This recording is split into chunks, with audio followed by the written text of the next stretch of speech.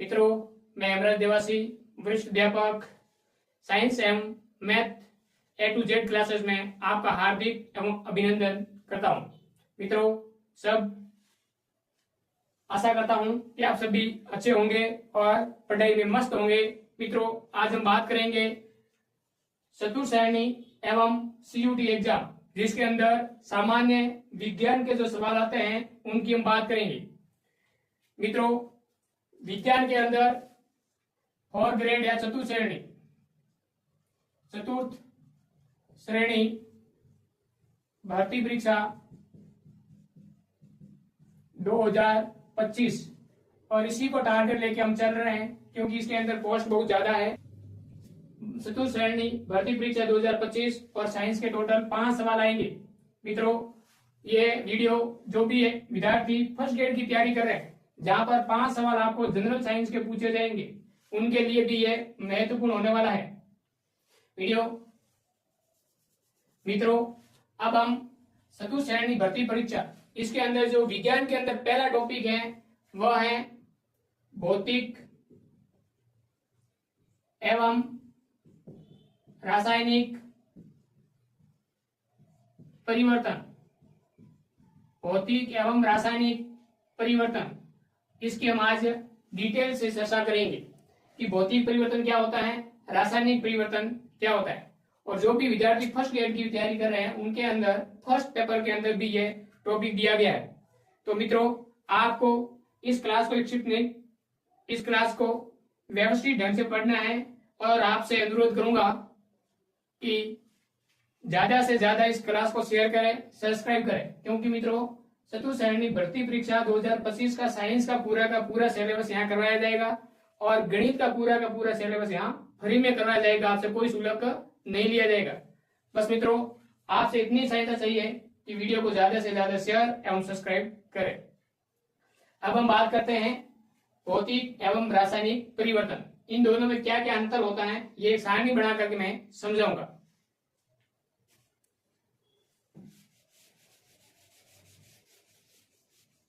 लिखेंगे भौतिक परिवर्तन, दूसरा लिखेंगे रासायनिक परिवर्तन।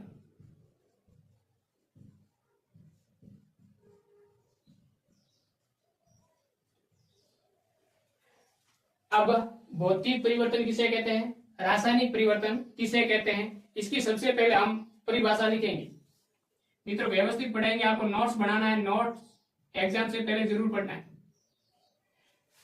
ऐसा परिवर्तन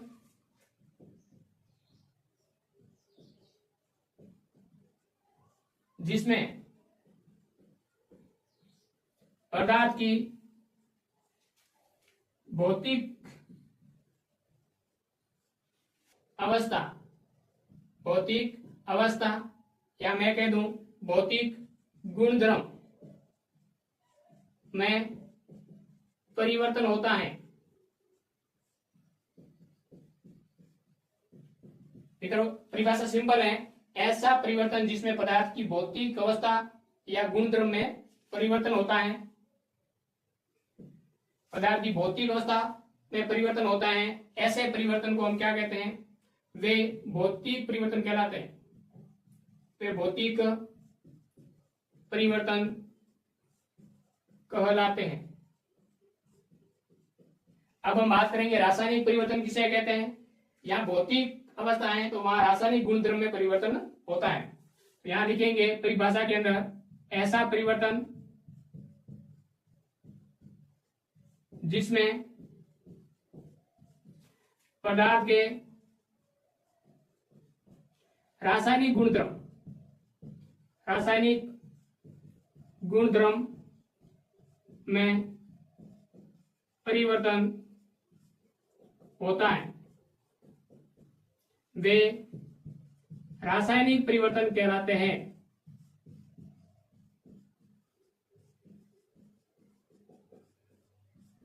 यहां तक आप समझ गए होंगे कि भौतिक परिवर्तन किसे कहते हैं। ऐसा परिवर्तन जिसमें पदार्थों की भौतिक अवस्था में परिवर्तन होता है उसे क्या कहते हैं, भौतिक परिवर्तन। ऐसा परिवर्तन जिसमें पदार्थों की रासायनिक गुणधर्म में परिवर्तन होता है वे रासायनिक परिवर्तन कहलाते हैं। दूसरा पॉइंट आपको याद रखना है, इसमें कोई नया पदार्थ नहीं बनता है। इसमें कोई नया पदार्थ नहीं बनता है, इसमें कोई नया पदार्थ नहीं बनता है। और यहां आपको ध्यान रखना है, इसमें नया पदार्थ बढ़ता है, यह आपको ध्यान रखना है। इसमें किसी भी प्रकार का कोई नया पदार्थ नहीं बनता है, इसमें नया पदार्थ बढ़ता है। जैसे हमने कांच के 2 या 3 टुकड़े कर दिए, तो ये कौन सा परिवर्तन होगा? भौतिक परिवर्तन, क्योंकि कांच का टुकड़ा है, उनमें किसी भी प्रकार का कोई परिवर्तन नहीं हुआ है। लेकिन यहां पर हम देखें तो जो सेब है उसको काटने पर कुछ समय बाद में भूरे रंग में बदल जाती है। इसका मतलब वहां क्या हो गया? भूरा रंग वाला नया पदार्थ बन गया है। अतः इसमें क्या होता है? नया पदार्थ बनता है, और इसमें किसी भी प्रकार का कोई नया पदार्थ नहीं बनता है। दूसरा पॉइंट याद रखना। तीसरा पॉइंट मित्रों, ये उत्क्रमणीय प्रक्रम है। यह उत्क्रमणीय प्रक्रम होता है। मतलब भौतिक परिवर्तन में उत्क्रमणीय प्रक्रम है, मतलब अभिकारक से उत्पाद में, उत्पाद से अभिकारक में बदला जा सकता है। जैसे कोई अभिकारक है, उसको हम क्या करेंगे? उत्पाद में बदलेंगे, और सेम कंडीशन वापस देने पर वो उत्पाद किसमें बदल जाएगा? अभिकारक के। यहाँ आपको विस्तार से आगे समझाएंगे उदाहरण लेकर। यहाँ इतना ध्यान रखना, ये उत्क्रमणीय प्रक्रम है, तो वो क्या है? अनुत्क्रमणीय प्रक्रम। यह अनुत्क्रमणीय प्रक्रम है।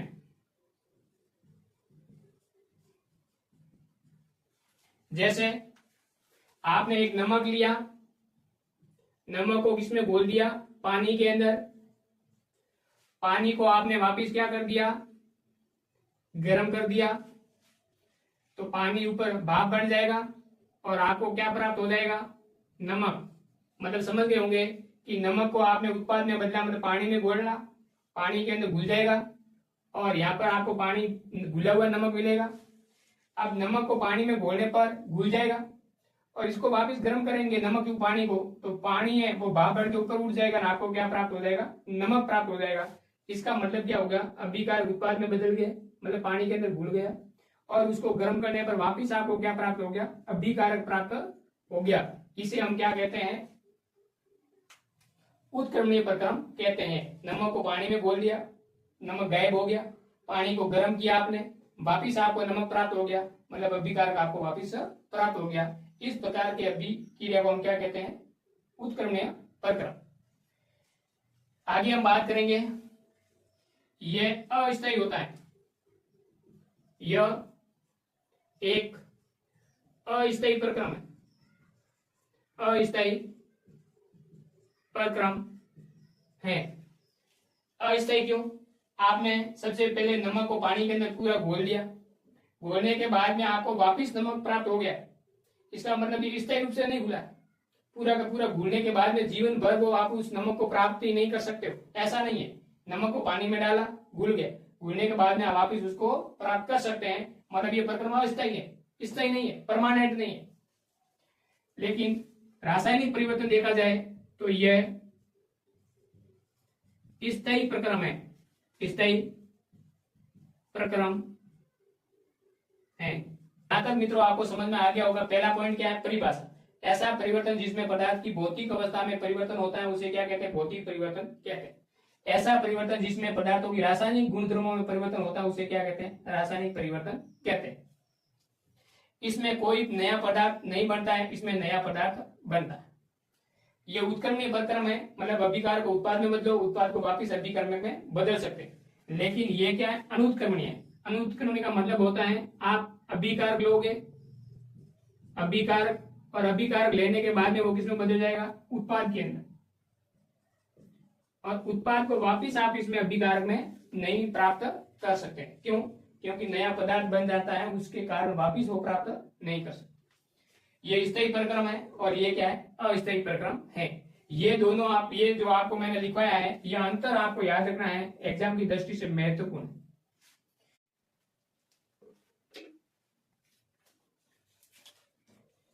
मित्रों यहां तक आपको समझ में आ गया होगा। आगे बात करेंगे भौतिक गुणधर्म और रासायनिक गुणधर्म के बारे में।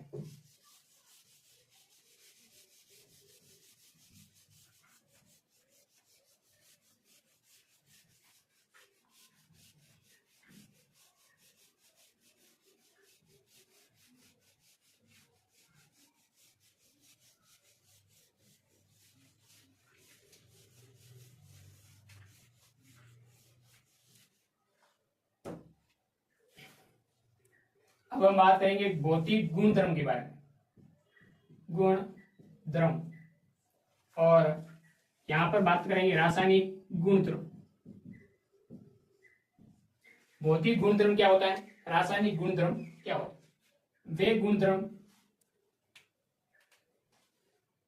गुणधर्म जो किसी पदार्थ की पहचान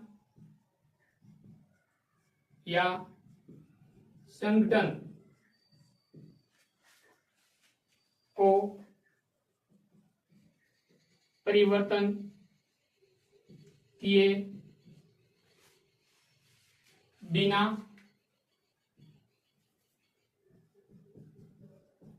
वे गुणधर्म जो किसी पदार्थ की पहचान या संगठन को परिवर्तन किए बिना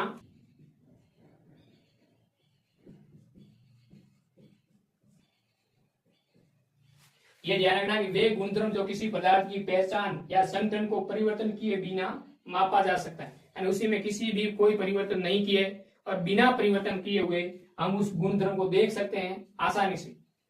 पहला गुणधर्म आप लिखोगे रंग, मतलब कोई भी पदार्थ है उसका रंग कैसा है, उस पदार्थ को देखकर हम बता सकते हैं। जैसे नमक का कैसा है, सफेद है। जैसे दूसरा कोई पदार्थ आप ले लो, उसका रंग अलग होगा, तो रंग क्या है, भौतिक परिवर्तन है, कलर, यानी हम उस किसी भी प्रकार का कोई परिवर्तन किए बिना किसी भी पदार्थ के कलर को देख सकते। पहला गुणधर्म क्या हो जाएगा, रंग। दूसरा हो जाएगा इसका आकार, साइज, यानी किसी भी पदार्थ की अलग अलग पदार्थ की साइज अलग अलग होती है और इसको किसी भी प्रकार का कोई परिवर्तन किए बिना उसकी साइज हम आराम से देख सकते हैं। पदार्थ का कलर देख सकते हैं, वस्तु का आकार देख सकते हैं, और गलनांक,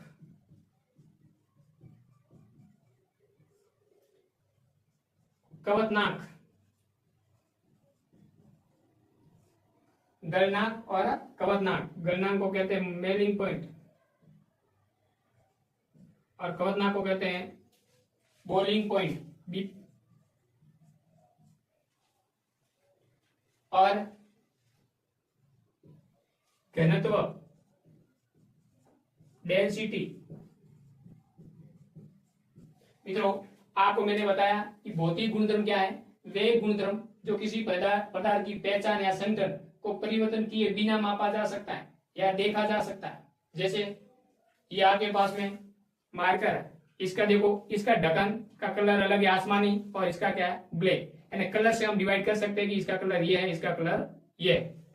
दूसरा आकार, आप देखोगे इस ढक्कन का आकार छोटा है, इस ढक्कन का आकार छोटा है, इसका आकार क्या है, बड़ा है। मतलब भौतिक गुणों के आधार पर हम इन दोनों को अलग कर सकते हैं। इसका साइज बड़ी है, इसकी साइज छोटी है। उसके बाद में गलनांक, हम दो पदार्थ को एक साथ में समान ताप पर उबालेंगे तो हम देखेंगे कि कौन जल्दी उबलना शुरू हो जाता है, तो उसका गलनांक अलग अलग होता है। कवतनाक, हम दो वस्तुओं को जमाएंगे और उस वस्तु, कौन सी वस्तु है जो सबसे पहले जम जाती है, कवतनाक। घनत्व, तो पानी और तेल में घनत्व किसका ज्यादा है, तेल का, पानी का क्या है, कम है।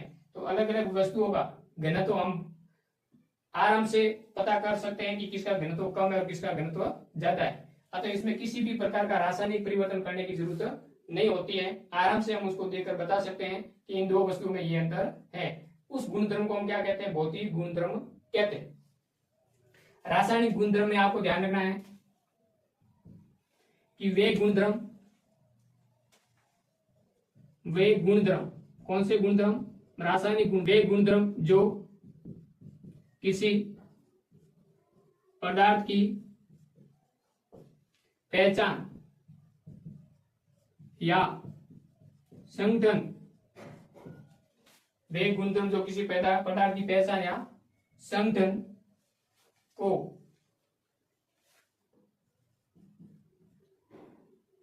परिवर्तन किए बिना नहीं मापा जा सकता है,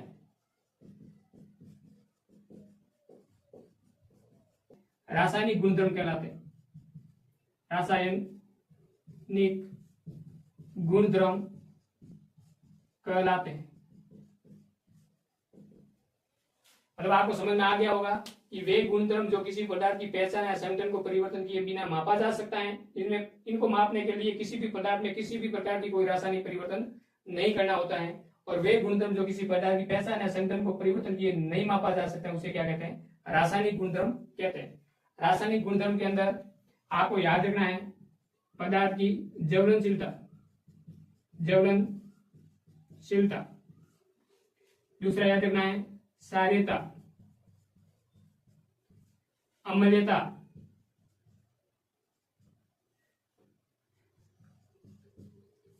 ज्वलनशीलता, क्षारीयता, अम्लता, घुलनशीलता,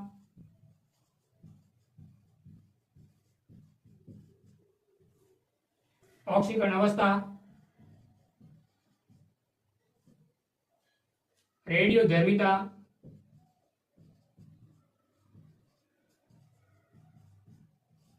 ये सभी गुणधर्म क्या है? रासायनिक गुणधर्म है। किसी भी पदार्थ के भौतिक गुणधर्म मापने के लिए कोई भी बिना परिवर्तन किए हम माप सकते हैं, लेकिन ऐसे गुणधर्म जिसको किसी पदार्थ की पहचान संगठन को परिवर्तन किए बिना नहीं मापा जा सकता, उसको हम क्या कहते हैं? रासायनिक गुणधर्म। रासायनिक गुणधर्म ये आपको याद रखना है, ज्वलनशीलता, क्षारीयता, अम्लीयता, घुलनशीलता, ऑक्सीकरण अवस्था, रेडियोधर्मिता। यहां तक दोस्तों आपको ध्यान रखना है। आगे हम बात करेंगे भौतिक और रासायनिक गुणधर्म में एग्जाम्पल। भौतिक परिवर्तन किसे कहते हैं? रासायनिक परिवर्तन किसे कहते हैं? कौन सा स्थायी है, कौन सा अस्थायी है, कौन सा उत्क्रमणीय है, कौन सा अनुत्क्रमणीय है, कौन सा स्थायी है, कौन सा अस्थायी है, और भौतिक एवं रासायनिक गुणधर्म कौन से हैं वो आपको हमने बता दिए। यहां तक समझ में आ गया होगा। अब हम आगे बात करेंगे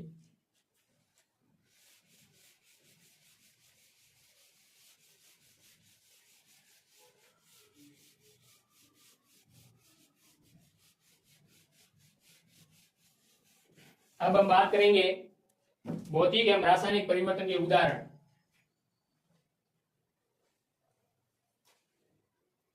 भौतिक परिवर्तन के उदाहरण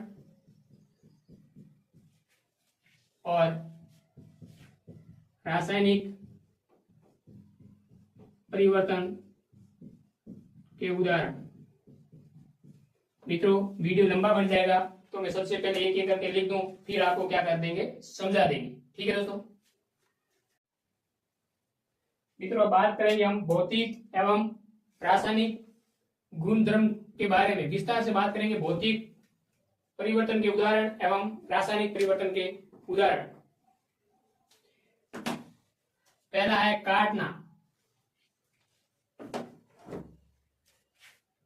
काटना, काटना में आपको याद रखना है कागज को तोड़ना।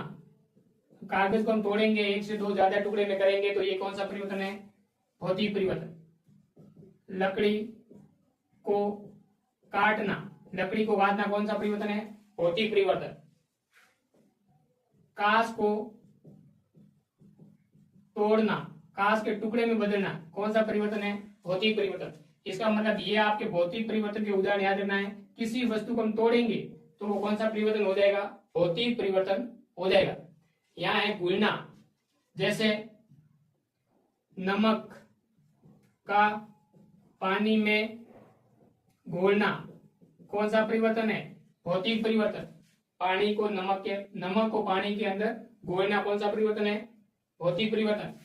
जैसे चीनी है, चीनी को पानी में घोलना कौन सा परिवर्तन है?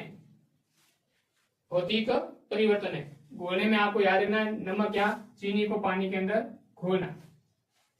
तोड़ना, तोड़ने यहाँ काटना और तोड़ना एक ही बात है। हमने यहाँ तोड़ना लिख दिया है, कागज को छोटे छोटे टुकड़ों के अंदर तोड़ना, लकड़ी को काटना, कांच के टुकड़ों में बदलना। तो ये तोड़ना आप यहां से हटा देंगे, तोड़ना और काटना क्या है? सेम है। आगे हम बात करें पिघलाना। पिघलाना जैसे बर्फ को पिघलाना, बर्फ को पिघलाना कौन सा परिवर्तन है? भौतिक परिवर्तन है, क्योंकि बर्फ को ठंडा करके वापस हम पानी बना सकते हैं। जैसे सोने को पिघलाना, सोने को पिघलाना। अब सोने को पिघला करके हम अलग अलग आकार की वस्तु बना सकते हैं, लेकिन सोना तो सोना ही रहेगा। तो ये भी कौन सा परिवर्तन है? भौतिक परिवर्तन है। लोहे को पिघलाना, लोहे को पिघलाना ये भी कौन सा परिवर्तन है? भौतिक परिवर्तन है। लोहे को अलग पिघला करके अलग अलग आकार की हम वस्तु बना सकते हैं। ये भी क्या है? भौतिक परिवर्तन है। आपको ये भी याद रखना है, मोम को पिघलाना। अब मोम को पिघलाना ये भी कौन सा परिवर्तन है?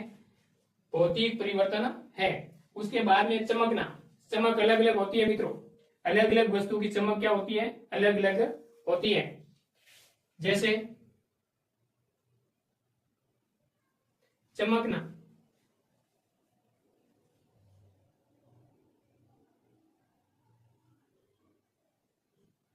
कांच का चमकना, कांच का चमकना, और इस पर हम क्या कर देते? पॉलिश कर देते, तो इसकी चमक क्या हो जाएगी? कम हो जाएगी। तो कांच पर पॉलिश करने पर चमक कम हो जाती है। कांच पर पॉलिश करना, अब आपने कांच के ऊपर पॉलिश कर दी तो इसकी चमक क्या हो जाएगी? कम हो जाएगी। तो ये कौन सा परिवर्तन है? भौतिक परिवर्तन है। जैसे पीटी के प्लेटिनम के तार को गर्म करने पर, पीटी के तार को गर्म करेंगे तो क्या होगा? अधिक चमकता है। गर्म करने पर चमकना, प्लेटिनम तार को जैसे हम गर्म करेंगे तो उसकी चमक बढ़ जाएगी। ये भी कौन सा परिवर्तन है? भौतिक परिवर्तन है। कांच पर पॉलिश कर दी, चमक कम हो जाएगी। ये भी कौन सा परिवर्तन है? भौतिक परिवर्तन। अवस्था परिवर्तन, जैसे मैं पानी को बता दूं, कोई पदार्थ है ठोस से द्रव में बदलेगा, द्रव से गैस में बदलेगा, गैस से द्रव में बदलेगा, द्रव से ठोस में बदलेगा। यह अवस्था परिवर्तन है। ये भी कौन सा है? भौतिक परिवर्तन है। आपको ध्यान रखना है कौन सा है? भौतिक परिवर्तन। इसमें आपको याद रखना है, जैसे यहां अवस्था परिवर्तन के प्रक्रम के नाम ऊर्ध्वपातन, ऊर्ध्वपातन का मतलब ठोस का सीधे गैस में बदलना, और वाष्प को ठंडा करने पर द्रव में बदलना संघनन, संघनन क्रिया, द्रव को गर्म करने पर बदल जाएगा वाष्पन, वाष्पन क्रिया।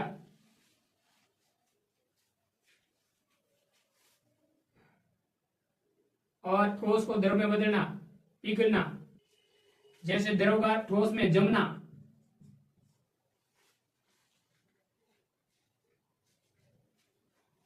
पिघलना। ये सभी प्रक्रम किस में आ जाएंगे? अवस्था परिवर्तन में। ठोस का द्रव में, द्रव का गैस में, गैस का द्रव में, द्रव का ठोस में। ऊर्ध्वपातन, संघनन, वाष्पन, जमना, पिघलना जो भी है ये सभी किस में आ जाएंगे? अवस्था परिवर्तन में। और ये किसके उदाहरण है? भौतिक गुणधर्म के। उसके बाद में आपको अन्य में याद रखना है, जैसे बल्ब का जलना कौन सा परिवर्तन है? भौतिक परिवर्तन है, क्योंकि लाइट बंद करोगे तो वापिस बंद हो जाएगा, लाइट चालू करोगे वापिस चालू हो जाएगा। लोहे को चुंबक में बदलना, लोहे को चुंबक में बदलना, ये भी कौन सा प्रक्रम है? भौतिक परिवर्तन।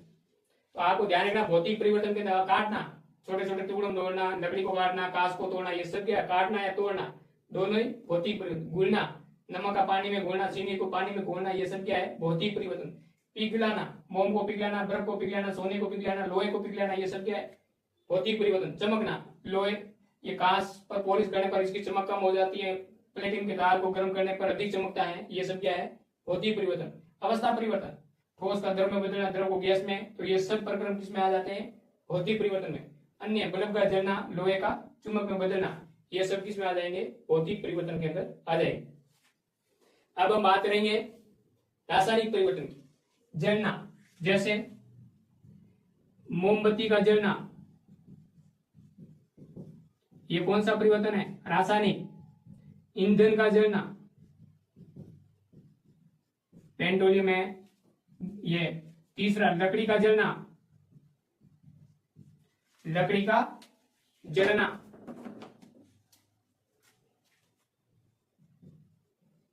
ये भी कौन सा है? रासायनिक परिवर्तन। उसके बाद जंग लगना, लोहे पर जंग लगना,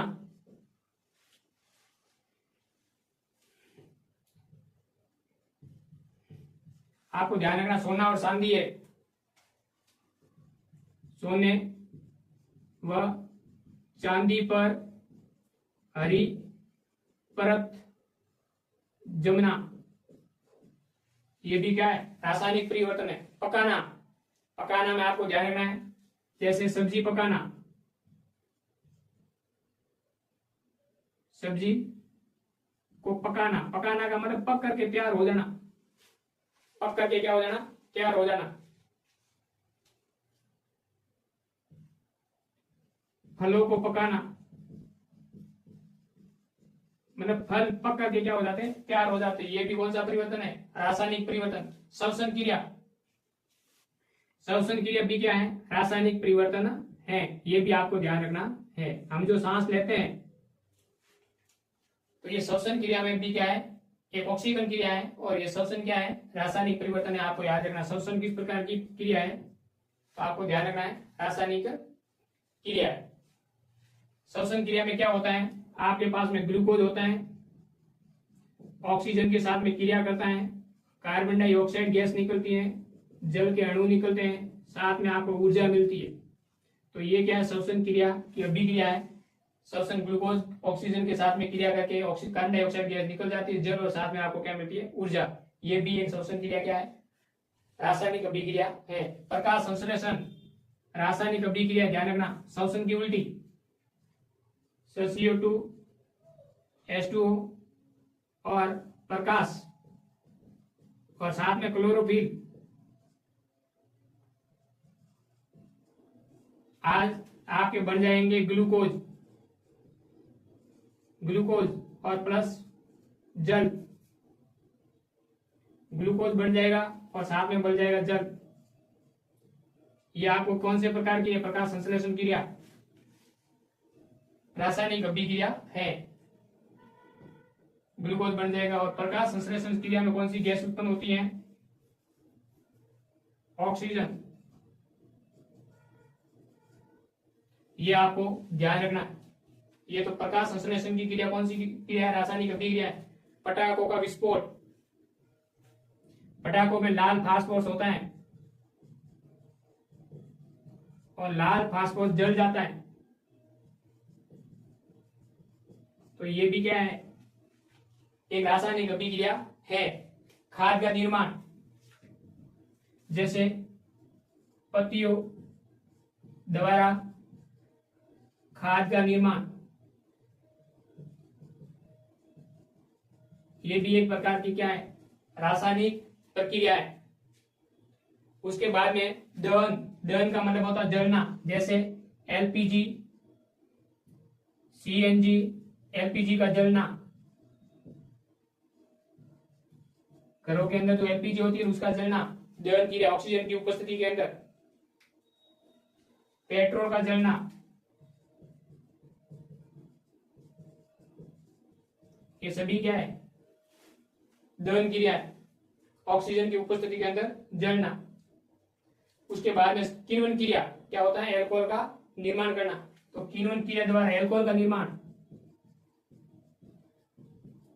एल्कोहल का निर्माण,